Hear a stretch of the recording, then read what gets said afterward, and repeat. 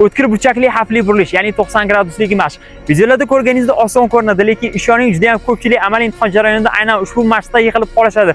Hozir sizlarga ushbu videoda 90 graduslik mashqni ipidan ignasigacha bakavoylar bilan qanday ishlash, rolni qanday burish, hammasini o'rgataman. Video siz uchun manfaatli bo'ladi. Videoni oxirigacha ko'ring. Xavfli burilish mashqiga kirdingiz.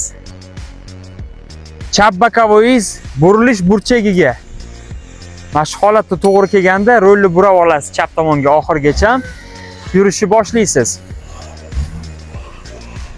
Mana chiziqlarni bosmadik. Yo'lga to'g'ri bo'lganda rolni qaytarib yuboramiz, to'g'rilaymiz.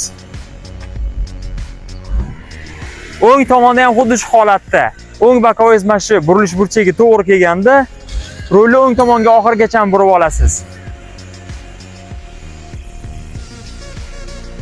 Va avtomobil yo'lga to'g'ri kelganda rolni to'g'rilab olamiz joyiga. Xuddi mana shu holatda o'tkir burchakli xavfli burilish, ya'ni 90 graduslik mashq bajariladi. Agar video foydali bo'lgan bo'lsa, videoga albatta like bosing. Shunga o'xshash foydali videolarni o'tkazib yurmaslik uchun Parvoz avtomaktabi Instagram sayfasiga obuna bo'ling. Bundan da qiziq videolar sizni kutmoqda.